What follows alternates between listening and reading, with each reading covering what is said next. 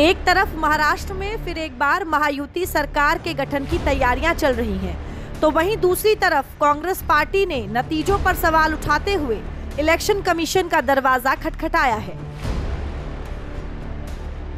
ये वो चिट्ठी है जो कांग्रेस ने शुक्रवार को चुनाव आयोग को लिखी है और मतदान से लेकर गिनती प्रक्रिया तक पर गंभीर सवाल उठाए हैं। साथ ही ईवीएम को लेकर पुराना राग भी दोहराया है। कांग्रेस ने आरोप लगाया है कि मनमाने ढंग से वोटरों को हटाया गया और हर एक विधानसभा क्षेत्र में 10,000 से अधिक वोटरों को जोड़ा गया। कांग्रेस ने चिट्ठी में लिखा है कि महाराष्ट्र के मतदाता डेटा पर एक पूर्व मुख्य चुनाव आयुक्त ने भी सवाल उठाया है। कांग्रेस ने अपनी चिट्ठी में जिक्र किया कि जुलाई 2024 से नवंबर 2024 के बीच महाराष्ट्र में मतदाता सूची में करीब 47 लाख नए वोटर शामिल किए गए। अपनी चिट्ठी में पार्टी ने दावा किया कि जिन 50 विधानसभा क्षेत्रों में औसतन 50,000 नए वोटर जोड़े गए, उनमें से 47 सीटों पर महायुति ने जीत दर्ज की है। इसके अलावा कांग्रेस ने चुनाव आयोग की ओर से जारी आंकड़ों पर भी सवाल उठाया है। कांग्रेस ने कहा कि 21 नवंबर 2024 को शाम 5 बजे तक महाराष्ट्र में मतदान प्रतिशत 58.22% था, जो रात 11:30 बजे तक बढ़कर 65.02% हो गया। कांग्रेस ने कहा कि अंतिम रिपोर्ट में 66.05% मतदान दर्ज किया गया। महाराष्ट्र के विधानसभा चुनाव के साथ ही झारखंड के विधानसभा चुनाव भी हुए। विपक्ष महाराष्ट्र में हार गया, जबकि झारखंड में उसकी सरकार बनी। लिहाजा झारखंड में तो विपक्ष ने कोई सवाल ईवीएम पर नहीं उठाया, लेकिन अब महाराष्ट्र के आए नतीजों को लेकर लगातार प्रोपेगेंडा कर रहा है। कांग्रेस विपक्ष की सरगना बनी हुई है। इसको लेकर कांग्रेस महाराष्ट्र में सिग्नेचर रैली निकालने की तैयारी में है, जबकि महायुति विपक्ष के इस रवैये पर चुनाव के पहले से सवाल उठाती आ रही है। हमारे कल राष्ट्रीय अध्यक्ष जी ने घोषणा की कि हम बैलेट की भूमिका रखेंगे, बैलेट से मतदान हो, और उसी को ताकत देने के लिए महाराष्ट्र में हम सिग्नेचर कैंपेन शुरू कर रहे हैं।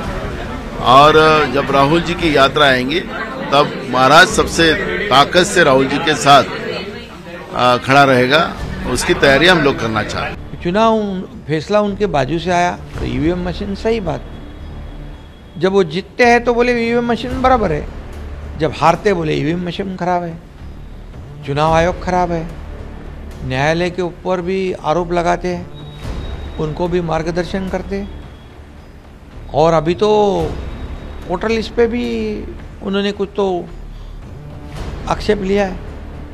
जब उनको उनके बाजू से आता है फैसला तो वो यंत्रणा अच्छी, जब उनके खिलाफ जाता है तो यंत्रणा झूठी। ये आरोप लगाने की बात है।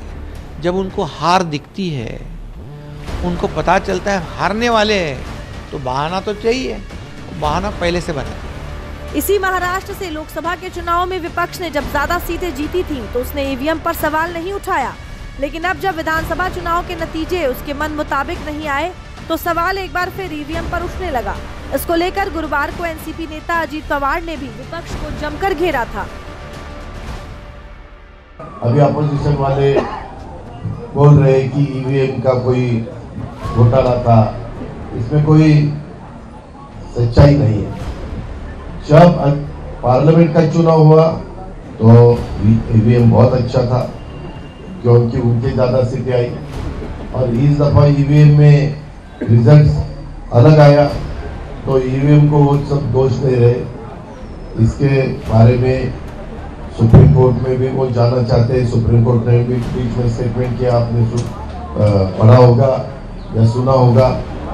इलेक्शन कमीशन ने भी बताया कि इतने सालों से अपने महाराष्ट्र में नहीं तो पूरे देश में ईवीएम का वोटिंग होता है और कभी किसी की कंप्लेंट नहीं। दिल्ली में अपोजिशन वालों का गवर्नमेंट आया, पंजाब में आया, वेस्ट बंगाल में आया, तेलंगाना में आया, कर्नाटक में आया, केरला में आया। ऐसे अलग अलग स्टेट में बहुत जगह स्टेट इलेक्शन का चुनाव के बाद हमने रिजल्ट देखे, लेकिन अभी इतना बड़ा उनको अपयश आया, इसीलिए वो कुछ ना कुछ इशू ढूंढने की कोशिश करते हैं। उसके बारे में ज़्यादा ध्यान देने की जरूरत नहीं। विपक्ष महाराष्ट्र में ईवीएम का मुद्दा जोर शोर से उठा रहा है और चुनाव आयोग के पास भी इसीलिए पहुंचा है। लेकिन सवाल है कि जहां से विपक्ष का कैंडिडेट जीता है, क्या विपक्ष के लिए वहां ईवीएम ठीक था?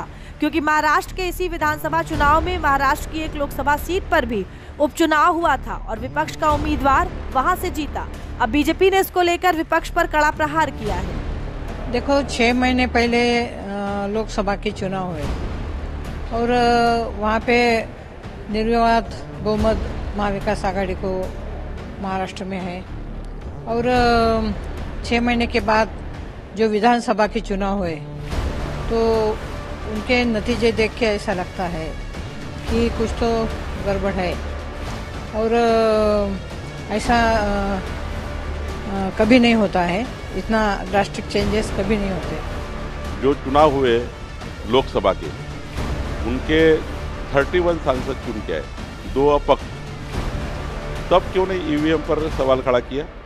तब ईवीएम बराबर थी, तब ईवीएम खराब नहीं थी। अब उनका नांदेड़ में सांसद चुन के आया अभी बाई इलेक्शन में, तो तब ईवीएम खराब नहीं है। उनके बाकी अभी विधायक चुन के आए, वहाँ ईवीएम खराब नहीं है। देखिए, बवंडर खड़ा कर रहे हैं और ये बवंडर से कुछ होने वाला नहीं है। उल्टा आत्मपरीक्षण करना चाहिए।